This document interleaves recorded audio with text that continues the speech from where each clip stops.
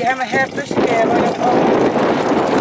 زاره ایده ناخری هوا بنده بی آب نابه بی جیران نابه بی جیران نابه آخری آفتونه بی دستمیش بگیرید روشی رمضان آخری آب لازمه ولی امزا چهت نایید کشینه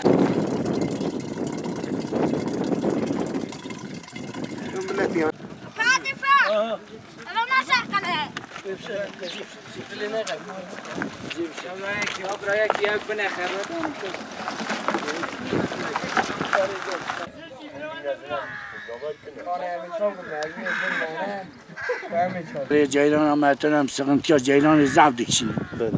Ceylan ki bia nane meyrın bia, karna mey temiz bia, sar bia, ava mey sar bia, her hesabı mey, dolaba mey, he bia. Baba em ber mumat sekini, ber çıra sekini, ber işi kıymetinin em tariş evara şeydonu. Ceylan hebe antike hoştu be. Tacame Ceylan hatta şarif kaziye. Set birinci xaneye. Set birinci xaneye evar işi kıyvan gönda tev dışkole yemete bezi em de tariş evara şeydonu. Tariş edonu. Ağutun ama eve boğun. Yukarıda su gelmiş yani köyün içine su gelmiş şimdi borular kırılmış. Borular kırılmış kimse bakan soruyan yok. Biz baharın yani kışın kar kalkıp kalkmaz biz buraya geldik yerleşiyoruz. Ta kar yağana kadar burada bekliyoruz. Şimdi bizim suyumuz olmadığı için biz ne yapalım? Bu Ramazan bir de bu Ramazan'da suyumuz yok, ceryanımız yok. Çok perişan. Allah-u Teala yardım etsin. Yukarıda dediğim su gelip o suya birleşirse suyun köyü bol olur. Bir de getirip bu yukarıdaki tepeye mesela bir büyük depo yapsalar yani köy üç köye de bu su üç köye de bile yeter.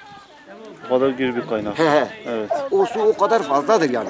Bu görüyorsun bak su geliyor daha yukarıdan ta buraya geliyor hala fazla bu çeşmelerin suyudur. Bir ufak çeşme var. Ufak çeşme var ondan alıyoruz. Evet. Bu bir ufak çeşme de burada alıyor. Yani köy desek ki tam yoktur yalan. Yani vardı ufak o da kendiliğinden çıkıyorlar. Kaynar suyu. O suylarla geçiniyoruz. Yani sıkıntımız oluyor Allah rızası için.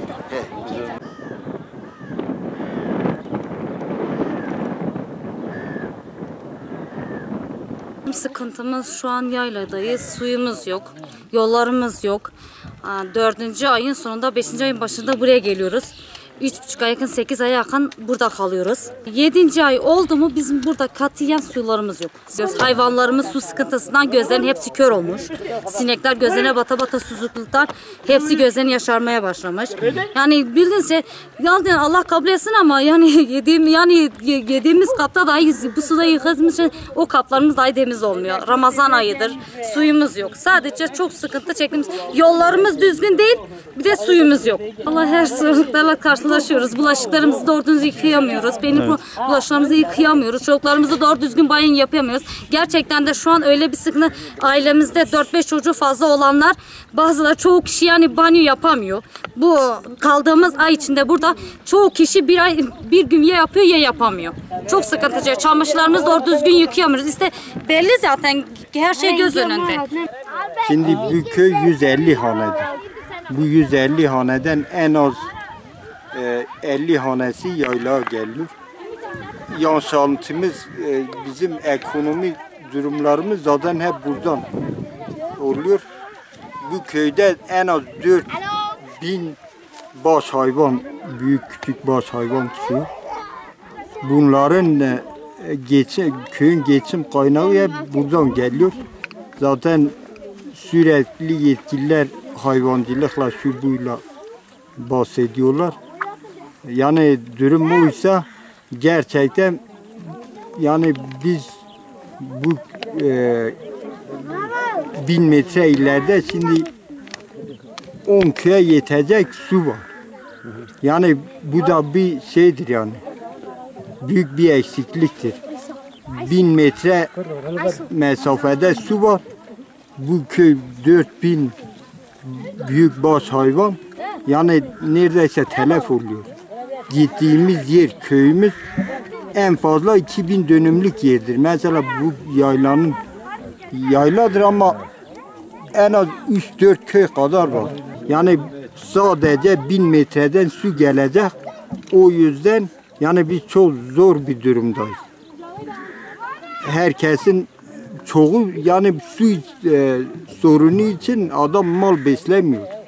Çünkü adam yayla geliyor, zarar ediyor. Bu mevsimde bakıyorsun 1-2 ay su akıyor, karların eridiği su. Ondan sonra su yok. Bakıyorsun mal telef oluyor, adam zarar ediyor. Onun için yani gerçekten elektrik yok, su yok. Yani bu sorunlar olursa gerçekten büyük bir ekonomik kaynak var burada.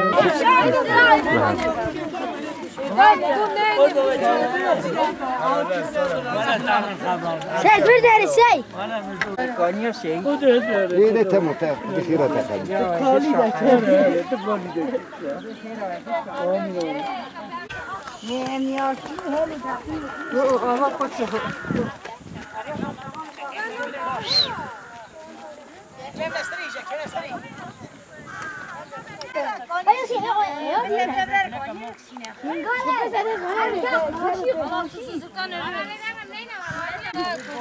O evet.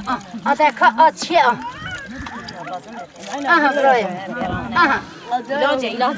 Yenge tesma ne şey ya teşekkür ya. Ne te xarine ne non İçindeki ne böceklere çedre. bak. Bak içine böcek düşür ha.